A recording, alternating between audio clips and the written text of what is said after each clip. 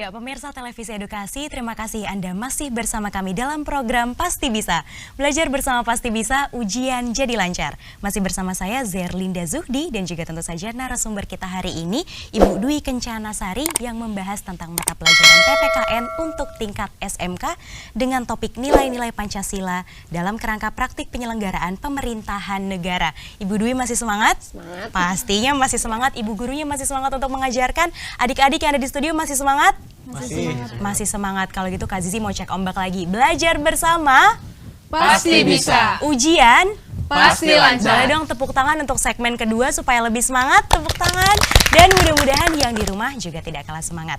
Nah, tadi di segmen 1 kita sudah belajar tentang pembagian kekuasaan, termasuk juga di dalamnya sempat disebutkan tentang otonomi daerah ya Ibu ya. Kalau gitu langsung saja Ibu Dwi kembali lagi bersiap untuk mengajarkan segmen kedua.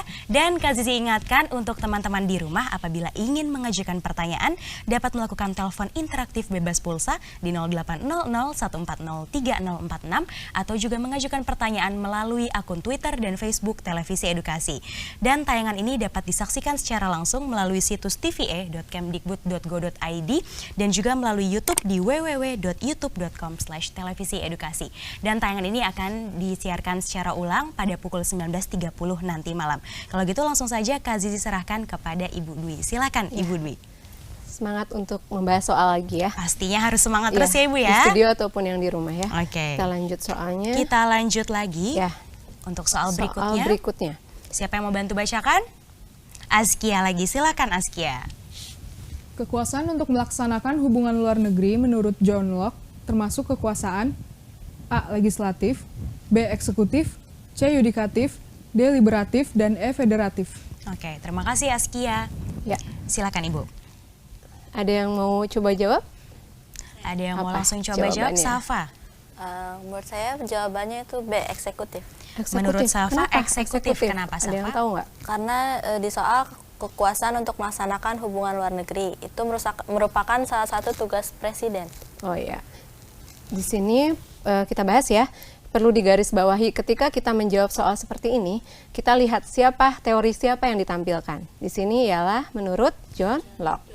John Locke itu sama, seorang pemikir politik juga. Nah, ternyata jawabannya bukan B ya, Safa ya. Di sini muncul E. E itu adalah federatif. Kenapa ya federatif? Ada yang tahu nggak? Ya, kita bahas ya. Nah, di sini ada pembagian kekuasaan menurut John Locke. Nah, John Locke membagi kekuasaan itu menjadi 3. Yang pertama, kekuasaan legislatif, yaitu kekuasaan untuk membuat atau membentuk undang-undang.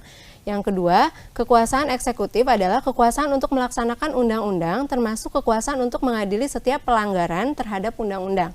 Dan yang ketiga adalah kekuasaan federatif, yaitu kekuasaan untuk melaksanakan hubungan luar negeri. Jadi jawabannya E ya tadi ya.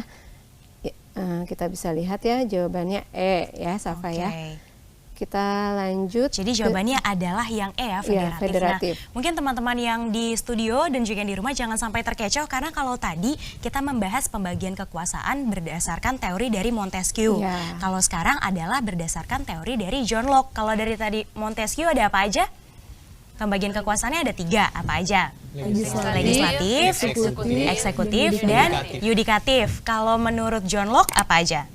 Ada 3 juga, legislatif, federatif. Seperti itu ya Ibu ya. Jadi jangan sampai terkecoh. Ya, biasanya ketika ujian tuh anak-anak ingin buru-buru ya.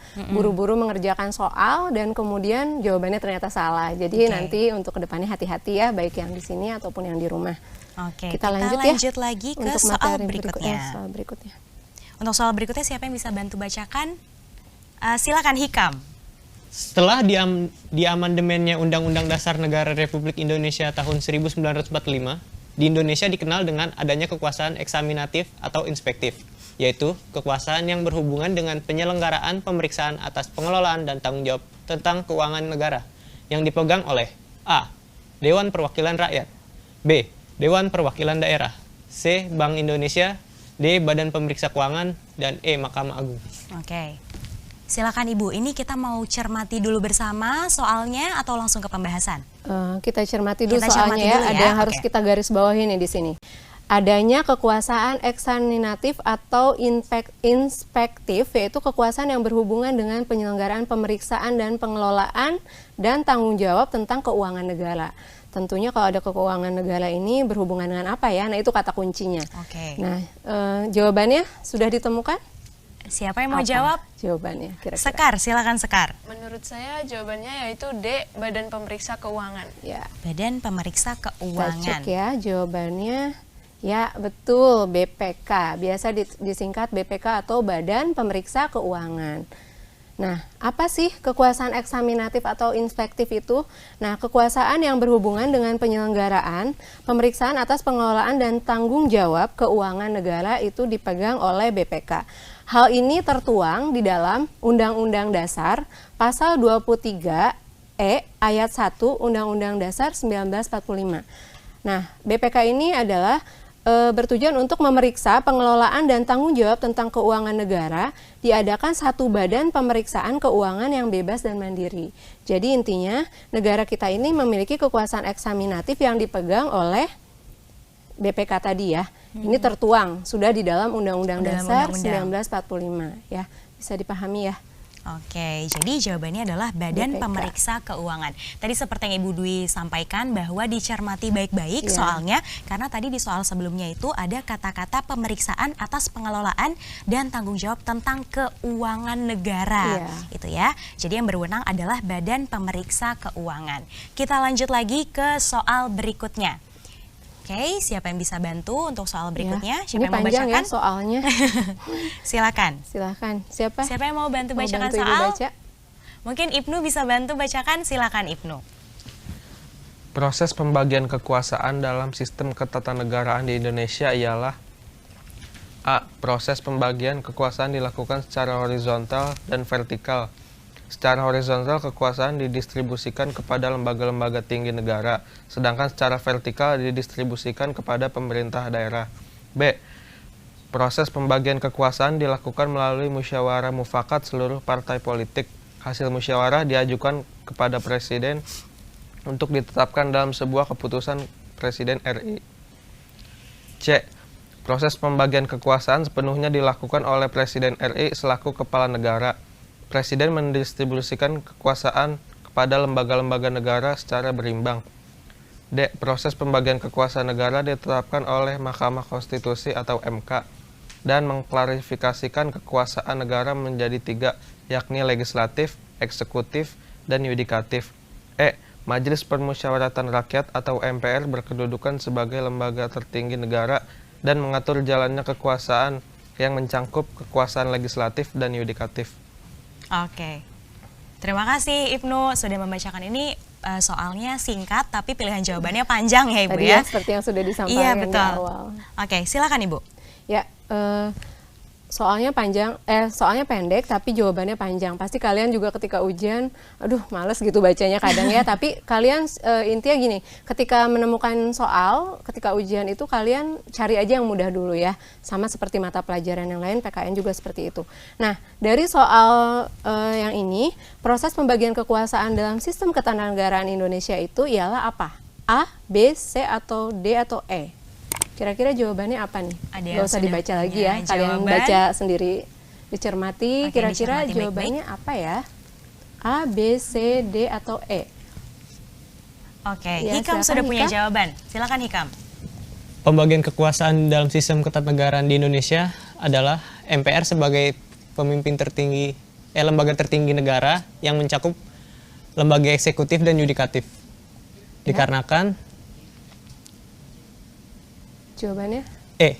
E. Oke, Hikam menjawab yang E katanya. Yang lain Yang sepakat lain dengan sepakat Hikam? dengan Hikam atau punya jawaban sendiri?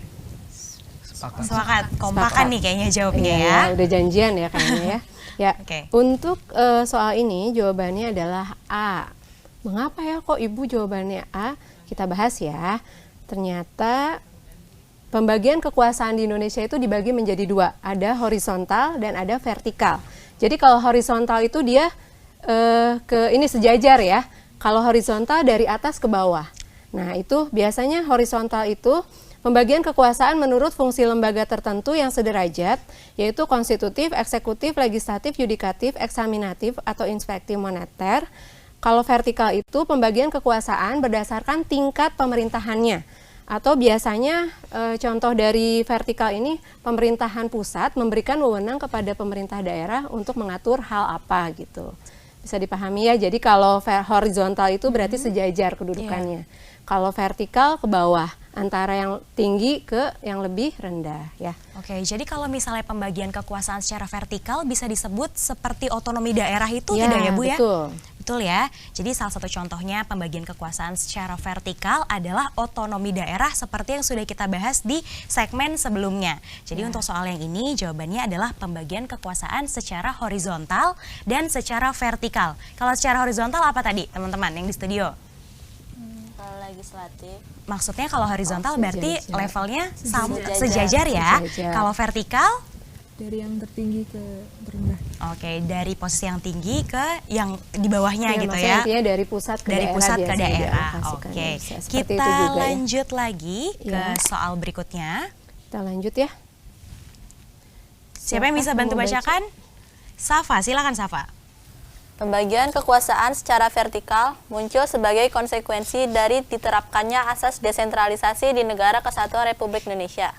Pemerintah pusat menyerahkan wewenang pemerintahan kepada pemerintah daerah otonom atau provinsi dan kabupaten atau kota untuk mengurus dan mengatur sendiri urusan pemerintahan di daerahnya. Berikut yang merupakan kewenangan pemerintahan daerah adalah A. Pertahanan, B. Keamanan, C. Justisi, D. Agama, E. Pendidikan. Oke, terima kasih Syafa. Silakan Ibu. Ya, jawabannya apa? Ayo, jawabannya apa? Dicermati baik-baik. Dicermati baik-baik Yang soalnya. diatur dalam otonomi. Otonomi itu ialah provinsi dan kabupaten atau kota. Jadi wewenangnya diatur oleh provinsi, Iya. bukan pusat. Tadi Siapa ya. yang sudah punya Apa jawaban? coba jawabannya kira-kira? Jadi mungkin dari pilihan ini ada yang memang bisa ditangani oleh tingkat provinsi, ada juga yang tetap harus pemerintah iya, pusat pemerintah gitu ya Bu pusat ya, yang mengatur. yang harus mengatur. Silahkan. Ya. Ada yang sudah punya jawabannya? Kita bahas saja Ibu, silahkan jawabannya Iya. adalah Nah, tadi jawabannya, pertanyaannya adalah berikut yang merupakan kewenangan pemerintah daerah. Berarti yang bukan diatur oleh pemerintah pusat ya Iya. tentunya. Nah, ternyata di dalam Undang-Undang Dasar 1945 Pasal 18 Ayat 1 menyatakan bahwa pembagian kekuasaan secara vertikal itu kewenangan pemerintah pusat itu melingkupi apa saja. Ada politik luar negeri, pertahanan, keamanan, justisi, agama, moneter, dan fiskal. Itu diatur oleh pemerintah pusat. Oke, Ibu Dwi, tapi sebelum kita lanjut lagi nih pembahasan untuk soal yang ini, di luar sana sudah ada teman kita yang siap ditelepon untuk mengajukan pertanyaan. Halo?